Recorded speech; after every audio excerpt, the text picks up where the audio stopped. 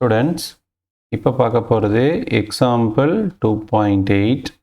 அவங்க கொஸ்டின் வந்து ஸோ தட்ன்னு கொடுத்துருக்காங்க. ஒரு காம்ப்ளெக்ஸ் நம்பர் கொடுத்து அது என்னன்னு கண்டுபிடிக்க சொல்லியிருக்காங்க, ரியல்னு கண்டுபிடிக்க சொல்லியிருக்காங்க. இது ஃபஸ்ட்டு சப்டிவிஷன்.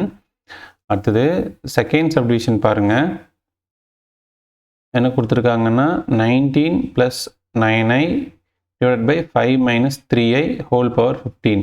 ஸோ இது செகண்ட் காம்ப்ளெக்ஸ் நம்பர். இது வந்து பியூர்லி இமேஜினரின்னு சொல்லி கேட்டிருக்காங்க. ஸோ இதில் நம்ம செகண்ட் சம்மை வந்து என்ன பண்ணலாம், ஃபஸ்ட்டாக போடலாம். ஓகேவா? கிடன் பாருங்கள், பியூர்லி இமேஜினரினா என்ன மீனிங்னா ஜட் கண்டுபிடிக்கணும், அடுத்து ஜட் பார் கண்டுபிடிக்கணும். இந்த ரெண்டு எப்படி இருக்குன்னு பார்க்கணும். ஜட் ஈக்குவல் டு -z பார்ன்னு வந்துச்சுன்னா அது பியூர்லி இமேஜினரி. அதுவே ஜட் ஈக்குவல் டு z பார் ரெண்டு ஈக்குவலாக வந்தால் அது ரியல். ஓகேவா? சரி, ரைட். ஃபஸ்ட்டு இந்த செகண்ட் சப்டிவிஷனில் அந்த ப்ராக்கெட்டில் இருக்கிறத மட்டும் என்ன பண்ணணும், மேலேயும் கீழே எடுத்து நம்ம ரெக்டாங்குலர் ஃபார்மேட்டுக்கு மாற்றணும். பாருங்கள், ரொம்ப பெரிய பிக் கொஸ்டின் தான் இது. ஸோ எடுத்து என்ன பண்ணணும், மேலேயும் கீழே இது காஞ்சிகேட்டால் மல்டிபிள் பண்ணிக்கணும். ஸோ கீழே என்ன இருக்குது, 5 - 3i. அப்போ 5 + 3i numerator and denominator multiple பண்ணிக்கணும். ஸோ கீழே வந்து பாருங்கள், நம்ம a + b a - b அப்படிங்கிற ஃபார்மேட்டில் இருக்குது. ஸோ காம்ப்ளெக்ஸ் நம்பரில் இருக்கிறதுனால அதை என்ன பண்ணணும், real number square plus imaginary number square போட்டால் போதும். இப்போ 5 ஸ்கொயர் 25, 3 ஸ்கொயர் 9, தட்ஸ் ஆல். அடுத்தது 19 × 5ஐயும் 19 × 3ஐயும் மல்டிபிள் பண்ணால் 95 + 57i. அதே மாதிரி 9 × 5 9 × 3i அது கூட மல்டிபிள் பண்ண என்ன ஆகும்னா 57i + 45i 27i ஸ்கொயர். இங்கே 27i ஸ்கொயருங்கிறது i ஸ்கொயரோட வேல்யூ -1 சப்ஸ்டிட் பண்ணியிருக்கணும். இந்த ரெண்டுத்தையும் ஆட் பண்ண 102, 95 அப்படியே கேரி ஃபார்வர்ட் ஆகுது.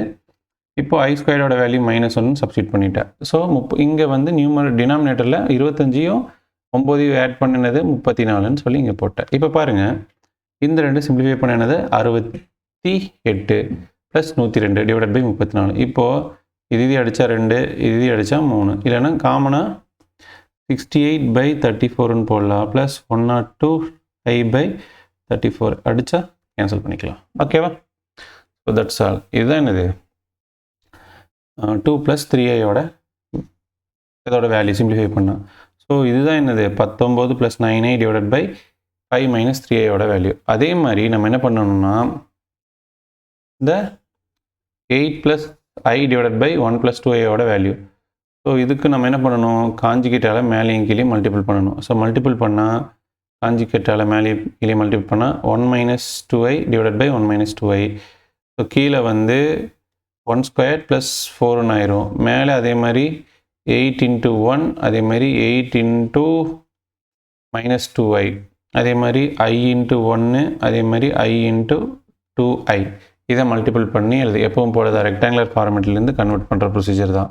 ஸோ இங்கே பாருங்கள், இது -15ன்னு வரும். இது i ஸ்கொயரோட வேல்யூ என்ன ஆகும், ஸோ +2ன்னு ஆயிரும். அப்போது 8 + 2 10ன்னு ஆகிடும். So 10 - 15i / 5. ஸோ இது மேலேயும் கீழே 5ஆல் இதையும் டிவைட் பண்ணணும், இதையும் டிவைட் பண்ணணும். So 2 - 3i. சிலர் ஏதோ ஒன்றை மட்டும்தான் டிவைட் பண்ணுவாங்க, அப்படி கிடையாது. நியூமரேட்டர் டினாமினேட்டர் வந்து ரெண்டுத்துக்குமே காமன். ஸோ இதுக்கு வந்து என்ன வந்துருச்சு, 2 - 3iன்னு வந்துருச்சு. Okay, ton. தேர்ஃபோர் இதை தூக்கி சப்ஸ்டிட் பண்ணால் முடிஞ்சுங்க. இப்போ ஜட்டோட வேல்யூ என்னது, z = 2 + 3i / ஹோல் பவர் 15. அதே மாதிரி 2 - 3i ஹோல் பவர் 15.